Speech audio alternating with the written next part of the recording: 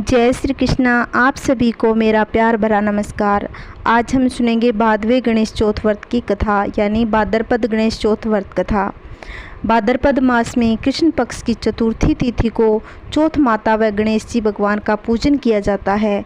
इस दिन पूरे दिन उपवास किया जाता है और चौथ माता की पूजा के समय महिलाएं 16 श्रृंगार करके चौथ माता का पूजन कर कथा भी सुनती है।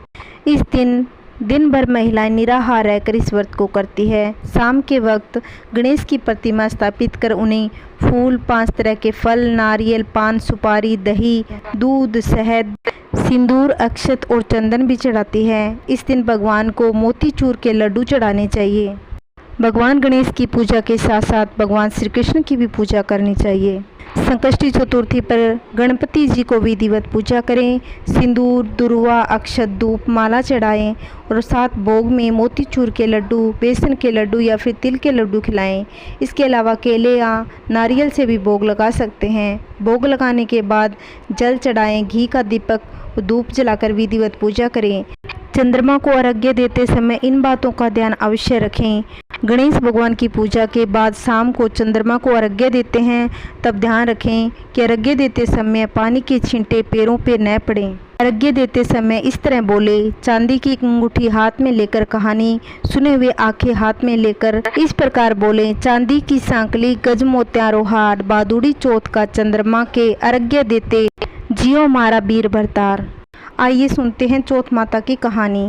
पुराने समय की बात है। एक ब्राह्मण था जिसके घर एक बेटा और बहू थे। बेटा और पिता कुछ भी कमाते नहीं थे। जो भी दहेज में धन आया था उसी से अपना काम चलाते थे। जब भी बहू बाहर गाय को रोटी डालने जाती तो उसके पास वाली पड़ोसन उससे पूछती कि बहू आज खाने में क्या खा कर आई हो। तब बहू बोलती कि मैं तो बासी और ठंडी रोटी खा कर आई हूँ। एक दिन साहूकार के बेटे ने यह बात सुन ली थी। वह वहाँ से चला गया। अपनी माँ के पास जाकर बोला कि माँ, तू अपनी बहू को रोज़ गर्मा गर्म रोटी खिलाती है, फिर भी वह बाहर जाकर बोलती है कि मैं तो बासी खाना खाकर आई हूँ। तब माँ ने कहा कि बेटा, मैं तो चारों थालियों में बराबर गर्म खाना परोसती हूँ। यदि तुम्हें यकीन नहीं होता तो खुद देख लो। वह अगले दिन तबीयत खराब होने का बहाना बनाकर कंबल ओढ़कर लेट गया।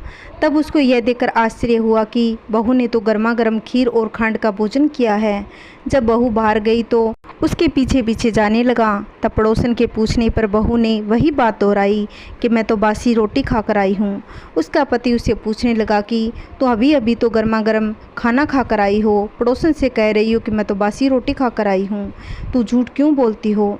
तब उसकी विद्वान पत्नी ने कहा कि यह तो तुम्हारे कमाए हुए पैसों की रोटी नहीं खाती, ना ही तुम्हारे पिताजी के कमाए हुए की। यदि हम इसी तरह बैठे बैठे धन को खर्च करते रहेंगे तो एक दिन कुएं के पानी की तरह समाप्त हो जाएंगे। इसके बाद उसका पति कमाने के लिए विदेश चला गया। पीछे से उसकी पत्नी 12 महीने की चौथ करने लगी। उसको विदेश में रहते हुए 12 वर्ष व्यतीत हो गए। तब चौथ माता और विनायक जी महाराज ने सोचा कि इसको अब घर बुलाना चाहिए। चौथ माता लड़के के सपने में जाकर बोले कि तू अब घर चला जा, तेरी पत्नी को तेरी बहुत याद आती है। वह बोला कि मैं घर कैसे जाऊं, मेरा इतना बड़ा कारोबार फैला हुआ है। तब चौथ माता ने कहा कि तू सुबह एक दीपक जलाकर चौथ माता का नाम लेकर बैठ जाना। जिनके पैसे बकाए हैं वह पैसे दे जाएंगे, लेने वाले ले जाएंगे। लड़के ने वैसा ही किया। उसका सारा काम एक दिन में निपट गया। जब वह घर जा रहा था तो उसके रास्ते में एक सांप दिखाई दिया जो आग के पास जा रहा था। उसने सांप को आग से बचाने के लिए सिसकारा। ऐसा करने से नागराज क्रोधित हो उठे। कहा कि पापी, मैं इस नाग योनि से मुक्ति के लिए जा रहा था, तूने मुझे सिसकार दिया, अब तुझे डस लूँगा। वह लड़का बोला कि 12 वर्ष बाद अपने घर जा रहा हूँ, आप मुझे अवश्य ही डस लीजिएगा, किंतु आज मुझे अपने घर वालों से मिलने दीजिए। आप कल रात को आकर मुझे डस लेना। नाग ने उसकी शर्त मान ली और वहाँ से चला गया। जब लड़का घर आया तो उदास था। उसकी पत्नी ने उदास का कारण पूछा तो लड़के ने अपनी पत्नी को सारी बात बता दी। उसकी पत्नी बहुत चतुर थी। उसकी पत्नी ने एक सीढ़ी पर दूध का कटोरा रख दिया, दूसरी सीढ़ी पर बालू रेत बिछा दी और तीसरी सीढ़ी पर फूल माला बिखेर दिए और चौथी पर इत्र छिड़क दिया, पांचवीं पर मिठाई रख दी, छठी सीढ़ी पर जौ, सातवीं को रोटी रख दिया। रात को जब सांप आए तो सबसे पहले ठंडी ठंडी रेत पर लौटकर आया। फिर दूसरी सीढ़ी पर दूध पीकर कहा कि एक ब्राह्मण के बेटे को डसता तो नहीं, लेकिन वचन दिया हुआ है, इसलिए डसना पड़ेगा। फिर क्या हुआ, फूल माला की सीढ़ी से होता हुआ प्रसन्नतापूर्वक इत्र की खुशबू लेता हुआ ऊपर की ओर आने लगा। सांप को ऊपर आता हुआ देखकर विनायक जी ने चौथ माता से कहा कि इस ब्राह्मणी के बेटे की रक्षा करनी होगी, क्योंकि इसकी पत्नी इसके लिए चौथ का व्रत करती है। चौथ माता और विनायक जी ढाल और तलवार बन गए और सर्पराज के 4 टुकड़े कर दिए। सीढ़ियों पर खून ही खून हो गया। सांप की पूंछ का टुकड़ा लड़के की जूती में गिर गया। वो सोचा डसूंगा तो अवश्य, पर इसकी पत्नी प्रतिदिन कीड़ा नगरा सींचती है। चींटियों ने सोचा इसकी पत्नी हमें हमेशा शक्कर आटा खिलाती है, इसलिए इसकी रक्षा करनी होगी। सभी चींटियों ने मिलकर उसकी पूंछ को खोखला कर दिया। जैसे ही सुबह हुई वहाँ खून ही खून हो गया था। माँ यह देख रोने लगी। उसने सोचा मेरे बेटे और बहू को किसी ने मार दिया। माँ की आवाज़ सुन बेटा उठा और बोला माँ हमारा बेरी दुश्मन मरा है। नीचे आया और बोला मेरे पीछे से किसी ने कर्म धर्म किया था। तो तब माँ ने बोला कि मैंने तो कुछ भी नहीं किया बेटा। पत्नी से पूछा तो पत्नी ने कहा मैंने 12 महीनों की चौथ माता का व्रत करती थी, इसलिए चौथ माता विनायक जी भगवान ने हमारी रक्षा करी है। तब सासू जी बोली कि मैं इसको 4 समय का खाना देती थी, तो फिर इसने चौथ माता का व्रत कब किया? तब बहू बोली कि 1 समय का खाना गाय को खिलाती थी, 1 समय का खाना ब्राह्मणी को दे देती थी, 1 समय का खाना जमीन में गाड़ देती थी, 1 समय चौथ माता का पूजन कर चांद को अर्घ्य देकर स्वयं खाती थी। यदि विश्वास नहीं हो तो पूछ लो। जब गाय माता से पूछा तो गाय ने हामी में नाड़ हिला दी और ब्राह्मणी से पूछा तो उसने हामी भर दी। जमीन खोद कर देखा तो सोने के चक्कर मिले। सारी नगरी में ढिंडोरा पिटवा दिया कि 12 महीनों की चौथ अवश्य करनी चाहिए। इस व्रत को करने से अन्न धन लक्ष्मी गुणवान संतान अखंड सौभाग्यवती होती है। जो भी जिस कामना से यह व्रत करता है चौथ माता उसकी मनोकामनाएं पूर्ण करती है। चौथ माता के व्रत से जैसा फल ब्राह्मणी के बेटे को दिया वैसा सभी को देना। कहानी कहने वाले को, कहानी सुनने वाले को, हुंकारा देने वाले को और पूरे परिवार को देना। बोलिए चौथ माता की जय। किसी भी कहानी सुनने के बाद गणेश जी की कहानी अवश्य सुननी चाहिए।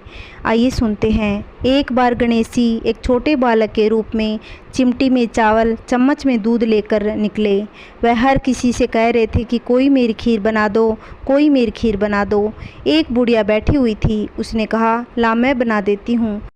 वह छोटा सा बर्तन चढ़ाने लगी। तब गणेश जी ने कहा कि दादी माँ छोटी सी भगोनी मत चढ़ाओ, तुम्हारे घर में जो सबसे बड़ा बर्तन हो वही चढ़ा दो। बुढ़िया ने वही चढ़ा दिया और देखती रह गई कि वह जो थोड़े से चावल उस बड़े बर्तन में डाले तो वह पूरा भर गया। गणेश जी ने कहा दादी माँ मैं नहा कर आता हूँ, खीर तैयार रखना। बुढ़िया के पोते पोती खीर खाने के लिए रोने लगे। बुढ़िया ने कहा गणेश जी तेरे भोग लगाना कहकर चूल्हे में थोड़ी सी खीर डाली है और कटोरी भरकर बच्चों को दी। बुढ़िया की पड़ोसन ऊपर से देख रही थी तो बुढ़िया ने सोचा यह चुगली कर देगी, तो एक कटोरा भरकर उसे भी पकड़ा दिया। बेटी की बहू ने चुपके से एक कटोरा खीर खाया और कटोरा चक्की के नीचे छुपा दिया। अभी भी गणेश जी नहीं आए थे। बुढ़िया को भी भूख लग गई तो वह भी एक कटोरा खीर भरकर एक किवाड़ के पीछे बैठकर एक बार कहा कि गणेश जी आपके भोग लगाकर खा रही हूँ। बुढ़िया ने कहा आजा रे गणेशिया खीर खा ले, मैं तो तेरी राह देखकर भूख मर गई। गणेश जी ने कहा दादी माँ मैंने तो खीर पहले ही खा ली।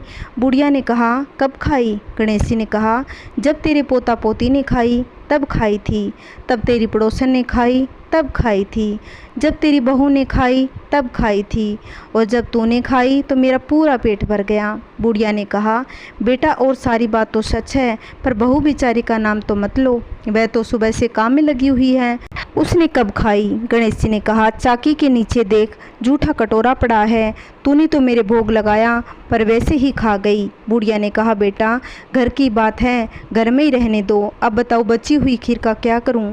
गणेश जी ने कहा नगरी में जिमा दो। बुढ़िया माँ ने पूरी नगरी जिमा दी, फिर भी बर्तन पूरा भरा रहा। राजा को पता लगा तो बुढ़िया को बुलाया और कहा कि बुढ़िया ऐसा बर्तन तेरे घर में शोभा नहीं देता, हमारे पास रखो। बुढ़िया ने कहा राजा जी आप ले लो। राजा जी ने खीर का बर्तन तो मंगवा लिया, लाते ही खीर में कीड़े मकोड़े बिच्छू पड़ गए और दुर्गंध आने लगी। यह देखकर राजा जी बुढ़िया से कहने लगे कि बुढ़िया बर्तन वापस ले जा, तुझे हमने दिया। बुढ़िया ने कहा, राजा जी आप देते तो पहले ही कभी दे देते, यह तो बर्तन मेरे गणेश जी ने दिया है। और यह कहकर बुढ़िया को बर्तन लेकर घर आ गई और वह खीर सुगंधित हो गई। और घर आकर बुढ़िया ने गणेश जी से कहा, बची हुई खीर का क्या करें। गणेश जी ने कहा, झोंपड़ी के कोने में गड्ढा खोद कर गाड़ दो, उसी जगह सुबह उठकर वापस खोदे तो धन के 4 घड़े मिलेंगे। ऐसा कहकर गणेश जी अंतर्ध्यान हो गए। जाते समय झोंपड़ी के लात मारे तो झोंपड़ी के स्थान पर महल हो गया। सुबह बहू ने फावड़ा लेकर पूरे घर को खोद दिया, कुछ भी नहीं मिला। बहू ने कहा, सासू जी थारो गणेश जी तो झूठो है। सास ने कहा, बहू मारो गणेश झूठो नहीं है, ला मैं देखूं। वह सुई लेकर खोजने लगी तो टन टन करते 2 घड़े मिले। बहू ने कहा, सासू जी गणेश जी तो सच्चो है। सास ने कहा, गणेश जी तो भावनाओं का भूखा है, यह गणेश जी जैसा आपने बुढ़िया को दिया वैसा सबको देना, कहानी कहने वाले को, कहानी सुनने वाले को और हुंकारे भरने वाले को और सभी परिवार को देना। बोलिए गणेश जी महाराज की जय। अगर आपको मेरी वीडियो अच्छी लगी हो तो लाइक शेयर कमेंट सब्सक्राइब करना ना भूलें। जय श्री कृष्णा, राधे राधे।